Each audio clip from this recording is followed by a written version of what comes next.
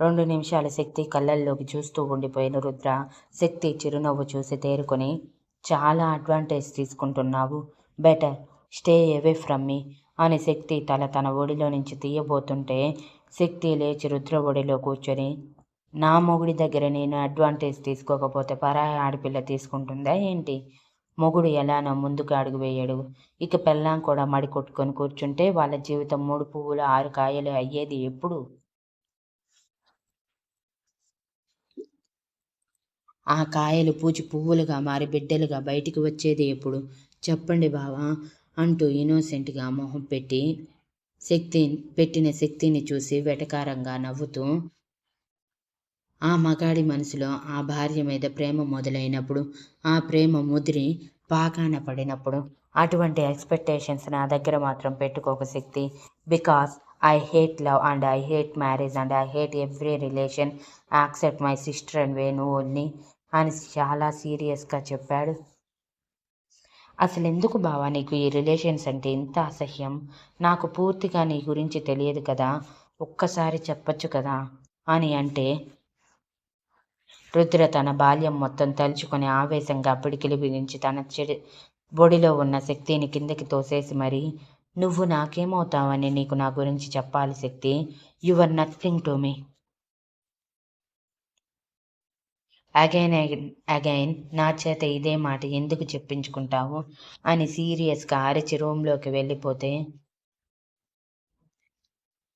శక్తి వెళ్తున్న రుద్ర వైపు చూసి నవ్వుకుంటూ, నిన్ను మార్చాలంటే నిజంగా నేను మేనకలా ఒక తపస్సు చేయాలేమో బావా. ఏంటో మావయ్యకి డాడీకి అయితే నిన్ను మార్చేస్తానన్న నమ్మకంతో పాటు మాట ఇచ్చాను. కానీ నా మీద నాకే నమ్మకం పోయేలా చేస్తున్నావు బావా. ఏం చేస్తాం, తప్పదు, భరించాలి. ఒక్కసారి ప్రేమించాక వదిలేయలేం కదా. లైఫ్ లాంగ్ ఆ ప్రేమని దక్కించుకోవడానికి ప్రయత్నించాలి. So again and again I will try and I will win your heart అని మనసులో అనుకుని రుద్ర వెనకే వెళ్ళింది. తను వెళ్ళేసరికి Rudra sweater, hand gloves, monkey cap మొత్తం తీసేసి అసహనంగా ఫ్రెష్ అవ్వటానికి టవల్ తీసుకొని వాష్రూమ్లోకి వెళ్తే, శక్తి కూడా స్వెటర్ మిగిలినవి కూడా తీసి బెడ్ మీద కూర్చుంది సైలెంట్గా. రుద్ర ఫ్రెష్ అయి రాగానే శక్తి టవల్ తీసుకొని ఫ్రెష్ అవ్వటానికి వెళ్ళిపోతే, రుద్ర మాత్రం ఆద్య ల్యాప్టాప్ కూడా తీసుకురానివ్వకపోవడంతో చిరాకుగా ఏ వర్కు లేక విసుగ్గా అనిపిస్తూ ఉంటే బెడ్ మీద వాలి నిద్రపోవటానికి ప్రయత్నించాడు.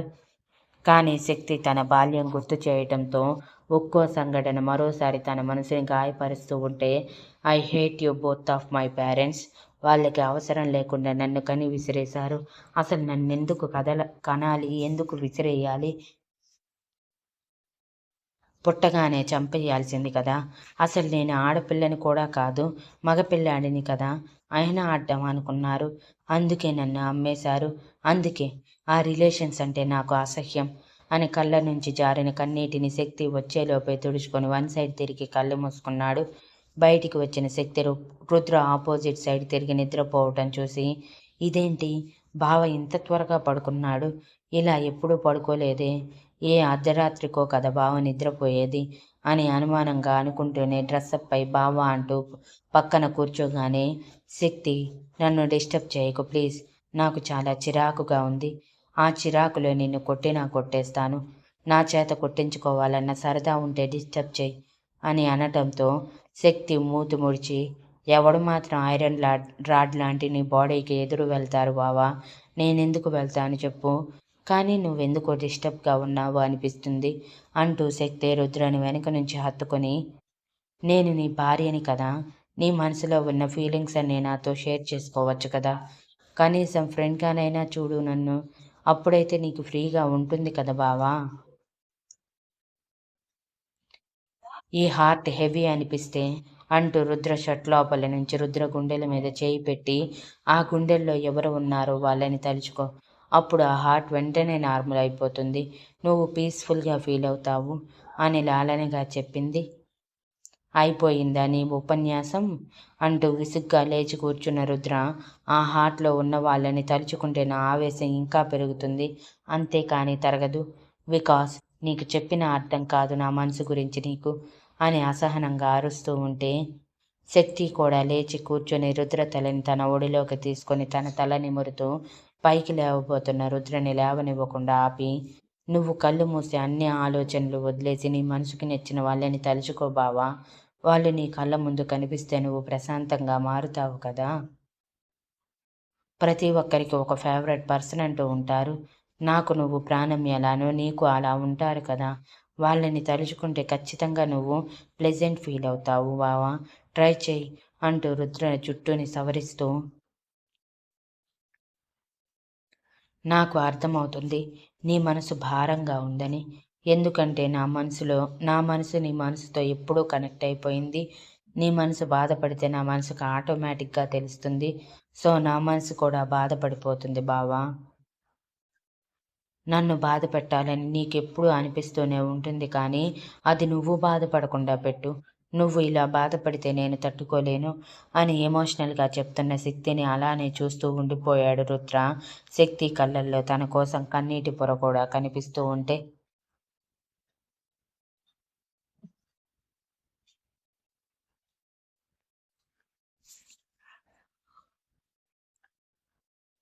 రుద్ర వాళ్ళని పంపించి ఇంటికి చేరుకున్న ఆద్య వాళ్ళు, హమ్మయ్య ఒక పని అయిపోయింది అని ఆద్య అంటే, అవును ఒక పని అయిపోయింది. ఈ కొన్ని రోజులైన వాడు ప్రశాంతంగా ఉంటే చాలు. ఇన్ని రోజులు ఉరుకులు పరుగులు పెడుతూ మన కోసమే ఆలోచించాడు. ఇకపై అయినా వాడి కోసం ఆలోచించి శక్తిని యాక్సెప్ట్ చేసి సంతోషంగా ఉంటే చూడాలని ఉంది ఆద్య అని అన్నాడు వేణు. అవును బావా, నేను కూడా ఆ రోజు కోసమే ఎదురు చూస్తున్నాను. నేను త్వరగా అత్తనే అయిపోవాలి అని ఎక్సైటింగ్గా చెప్తూ వెంటనే వేణు కళ్ళల్లోకి సూటిగా చూస్తూ, మరి బావా నువ్వెప్పుడు పెళ్లి చేసుకుంటావు? నీది అన్నయ్య ఏజ్నే కదా అని వితౌట్ ఎక్స్ప్రెషన్ అడిగింది మనసులో టెన్షన్ పడుతూనే.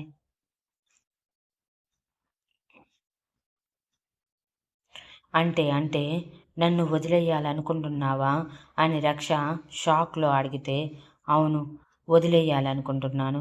బికాస్ ఆల్రెడీ చెప్పాను నాకు నీకంటే ఇష్యూనే ఎక్కువ అని. ప్రతిసారి ఇష్యూ కోసం నీతో గొడవ పెట్టుకోలేను నేను అని అసహనంగా అన్న మోక్షిత్ కాలర్ పట్టుకుని, ఎలా కనిపిస్తున్నారా నీ కంటికి? అసలు నా ఫీలింగ్స్ కంటూ వాల్యూ లేదా? పిచ్చిదానిలా కనిపిస్తున్నానా నేను?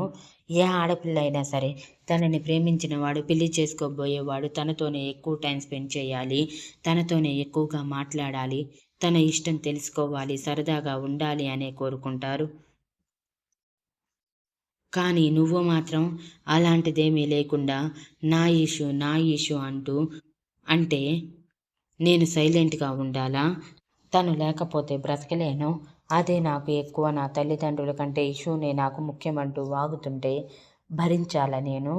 అసలు నా ఫీలింగ్స్తో ఆడుకోవటానికి నువ్వెవరు అని రక్ష కన్నీళ్లతో ఆవేశంగా అరుస్తూ ఉంటే, మోక్షిత్ కొంచెం బాధ కొంచెం కోపం కలగలిపి, లిమిట్స్ క్రాస్ చేస్తున్నావు రక్ష. నోరు అదుపులో పెట్టుకో, తర్వాత బాధపడతావు అని అన్నాడు. ఏంటి బాధపడేది? ఇప్పుడు నువ్వు నన్ను వదిలేస్తానంటే నేను వదిలి వెళ్ళిపోతాను అనుకున్నావా?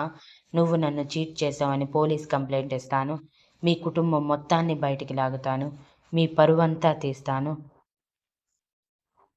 నా ఫీలింగ్స్తో ఆడుకున్న నిన్ను అస్సలు వదలను మోక్షిత్. నువ్వు పెళ్లి చేసుకుంటే అది నన్నే చేసుకోవాలి, లేదంటే ఇలానే మిగిలిపోవాలి అని ఆవేశంగా అరిచి బయటికి వెళ్తూ ఉంటే,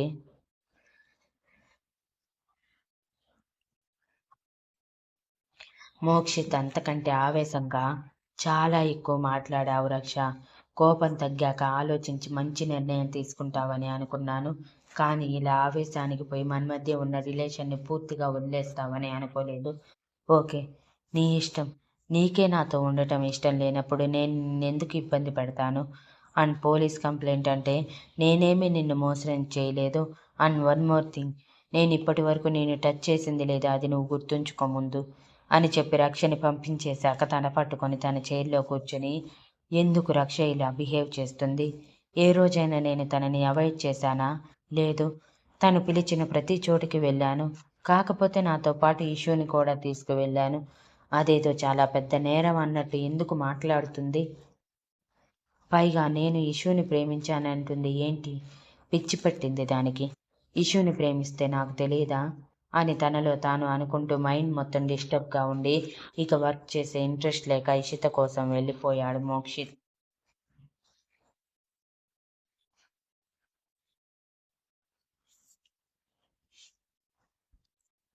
ఇక బయటికి వచ్చిన రక్ష ఏడుస్తూ తన ఇంటికి వెళ్ళి అదే ఏడుపుతో తన రూంలోకి వెళ్ళి డోర్ క్లోజ్ చేసి తన రూంలో ఉన్న వస్తువులన్నీ పొగలగొడుతూ, నిన్ను వదలను మోక్షిత్, ఖచ్చితంగా నిన్ను వదలను. నన్నింత బాధ పెట్టినందుకు నువ్వు ఇంతకింత అనుభవించేలా చేస్తాను అని అరుస్తూ బెడ్ మీద పడిపోయి వెక్కిళ్ళు పెడుతూ ఉంటే తన కూతురు ఏడుస్తూ వెళ్ళటం చూసిన మినిస్టర్ రామనాథం కంగారుగా రక్ష వెనకే వచ్చి, రక్ష ఏం జరిగింది అంటూ డోర్ కొట్టారు. అయినా రక్ష నుంచి ఎటువంటి రియాక్షన్ లేకపోవడంతో పాటు ఆయన ఫోన్కి కాలేజ్ ప్రిన్సిపల్ నుంచి కాల్ రావడంతో అసహనంగా ఫోన్ లిఫ్ట్ చేసి అటువైపు చెప్పింది విని కోపంగా, వస్తున్నాను వెంటనే అంటూ పిఏని కార్ రెడీ చేయమని చెప్పి, రక్ష, నేను బయటికి వెళ్తున్నాను, నేను వచ్చేంత వరకు జాగ్రత్త, ఏ విషయం ఉన్నా ఈ తండ్రితో చెప్పుకో, నేను ఉన్నాను కదా నీ కోసం అని చెప్పి వెళ్ళిపోయారు.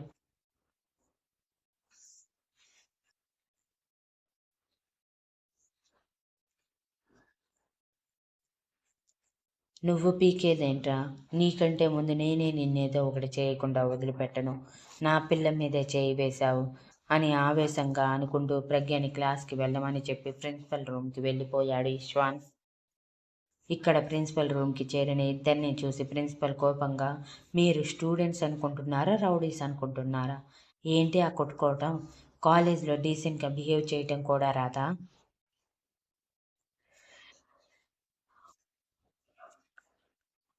ఇష్వాన్, అసలు నువ్వేంటి ఇలా బిహేవ్ చేయటం ఏంటి, కాలేజ్ టాపర్వే నువ్వు, అలాంటి నీ నుంచి ఇలాంటి బిహేవియర్ ఎక్స్పెక్ట్ చేయలేదు, ఏదైనా ఉంటే నాకు కంప్లైంట్ చేయాలి కానీ ఇలా కొట్టేస్తావా అని సీరియస్ అయ్యారు. కాదు సార్, చంపేస్తాను, వీడు నా మరదలి జోలికి వెళ్ళాడు, దానిని ఏడిపించాడు, అటువంటిది వీడిని వదిలేస్తే వీడి దృష్టిలో నేను చేతకాని వాడిని కదా, నేనేమి దద్దమ్మల గాజులు తొడుక్కొని కూర్చోలేదు సార్, ప్రతి ఒక్కటి మీ వరకు తీసుకువచ్చి సమస్యని సాల్వ్ చేసుకోవటానికి మీ వరకు వచ్చే సమస్యలకు వస్తాను కానీ పర్సనల్ విషయాల్లో మాత్రం మీ జోక్యం కూడా నేను బేర్ చేయను సార్ అని గంభీరంగా అన్నాడు ఇష్వాన్. సార్, వీడు అబద్ధం చెప్తున్నాడు, నేనేమీ వీడి మరదల్ని ఏడ్పించలేదు, జస్ట్ చేయి పట్టుకొని నేను కూడా నీకు బావనవుతాను అని చెప్పాను, దానికే నన్ను కొట్టాడు, మా డాడీని రానివ్వండి, ఖచ్చితంగా ఈ కాలేజ్ని లేపేస్తాను అని అంటే ప్రిన్సిపల్ భయంగా,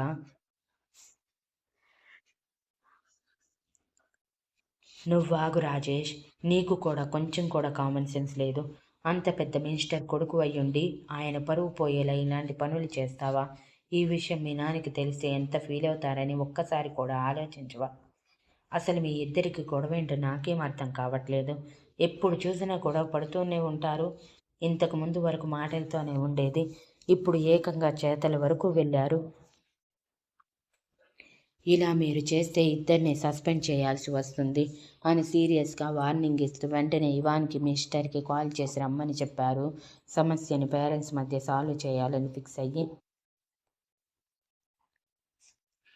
ఈశ్వాన్ కొంచెం కూడా భయం లేకుండా అదే కోపంతో నిలబడి రాజేష్ వైపు చూస్తుంటే రాజేష్ గర్వంగా తన తండ్రి వస్తున్నాడని తెలియగానే, ఈ దెబ్బతో నువ్వు పోతావురా ఈశ్వాన్ అని మనసులో అనుకున్నాడు.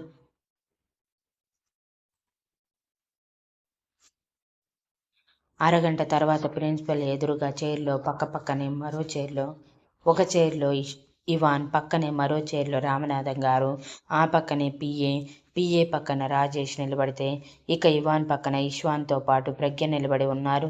ప్రిన్సిపల్ గారు గొంతు సవరించి, మీ పిల్లలు చాలా పెద్ద గొడవ చేశారు, కాలేజ్లో కొట్టుకునే రేంజ్కి వెళ్ళిపోయారు అని చెప్పగానే రామనాథం గారు సీరియస్గా రాజేష్ వైపు చూస్తే ఈశ్వాన్ ఎవరి వైపు చూడకుండా ప్రజ్ఞ చేతిని తన చేతిలోకి తీసుకుని గట్టిగా చుట్టేసి ఉన్నాడు. ప్రజ్ఞ మాత్రం భయంగా చూస్తూ ఉంది ఏం జరుగుతుందో అని. ఇంతలో ఇవాన్, అసలు కొట్టుకునే వరకు ఎందుకు వెళ్ళారు, రీజన్ అంటూ ఉంటుంది కదా ప్రిన్సిపల్ గారు, నా కొడుకు అంత త్వరగా ఎవరి మీద చేయి చేసుకునే రకం కాదు, వాడికి కోపం ఎక్కువనే కానీ ముందు వెనక ఆలోచిస్తాడు, కాబట్టి ఏం జరిగిందో ముందు చెప్పాక తర్వాత కొట్టుకున్నారన్న విషయం గురించి చెప్పండి అని గంభీరంగా అన్నాడు ఇవాన్. అవును ప్రిన్సిపల్, అసలేం జరిగిందో చెప్పకుండా ఈ పంచాయతీలు ఏంటి, నేనేంటి, నా రేంజ్ ఏంటి, ఇలాంటి చిన్న చిన్న వాటికి నా టైం వేస్ట్ చేస్తున్నావు, ముందు అసలేం జరిగిందో చెప్పు అని రామనాథం గారు కూడా విసుగ్గా అనగానే ప్రిన్సిపల్ ఈశ్వాన్ చెప్పింది మొత్తం చెప్పటంతో పాటు రాజేష్ చెప్పింది కూడా చెప్పి ప్రజ్ఞ వైపు చూసేసరికి ప్రజ్ఞ భయంతో బిక్కమొహం వేసుకొని తలదించుకొని ఉంది.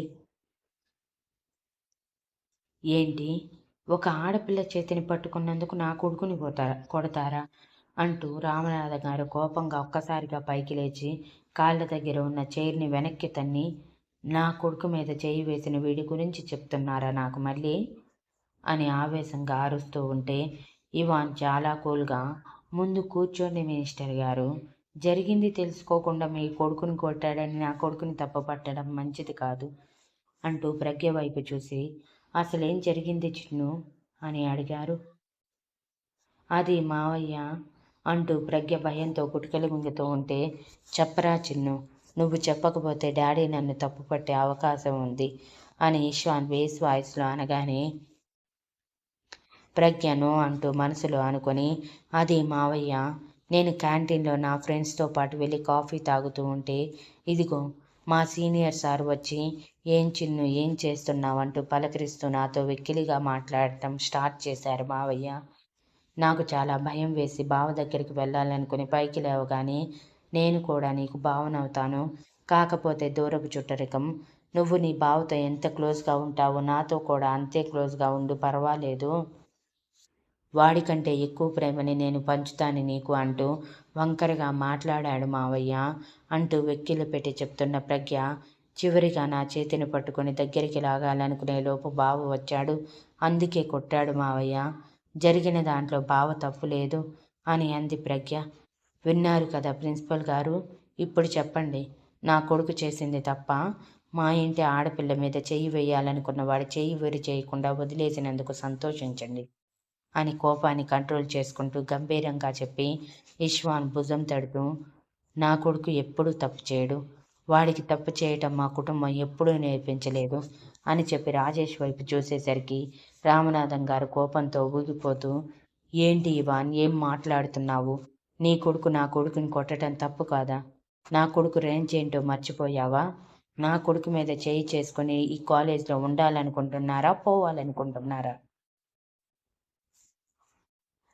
అసలు నీ కొడుకుకి ఎంత ధైర్యం ఉంటే నా కొడుకు మీద చేయి వేస్తాడు, నీ మేనకోడలు నా కొడుకు చెప్పిన దానికి సరే అని ఉంటే నా కొడుకు సైలెంట్గా ఉండేవాడు కదా, తప్పంతా మీ వైపు పెట్టుకొని మమ్మల్ని అంటున్నారా అని రెచ్చిపోతూ ఉంటే ఇవాన్ ఒక్కసారిగా సీరియస్గా పైకి లేచి, నా కొడుకు తప్పు చేస్తే ఎక్కడ ఉన్నాను ఏం చేస్తున్నానని ఆలోచించకుండా బుద్ధి చెప్పగలను మినిస్టర్ గారు, కానీ మీ కొడుకుకి అది లేదనుకుంటా, అండ్ మీకు కూడా బుద్ధి చెప్పే అలవాటు లేదేమో, అందుకే మీ కొడుకు అమ్మాయిలతో ఎలా బిహేవ్ చేయాలో తెలియక వెక్కిలి చేష్టలు చేశాడు. పైగా ఏమంటున్నారు, నా కోడలు మీ కొడుకుని బావా అనుకోవాలా, ఎలా కనిపిస్తుంది నా కోడలు, తన ఇష్టానికి విరుద్ధంగా మీరు చేస్తుంటే సైలెంట్గా చూస్తూ ఉంటుందనుకున్నారా, తను ఉన్నా నా కొడుకు ఉండడు, మా కుటుంబం జోలికి వస్తే మేము ఇంతే బుద్ధి చెప్తాము, జరిగిన దాంట్లో నా కొడుకు చేసిన తప్పు నాకు ఏమాత్రం కనిపించటం లేదు, పూర్తిగా మీ కొడుకు తప్పే ఉంది, మీరు మర్చిపోతున్నట్టున్నారు, ఈ కాలేజ్కి ఎక్కువ శాతం ఫండ్స్ ఇచ్చేది నేనే,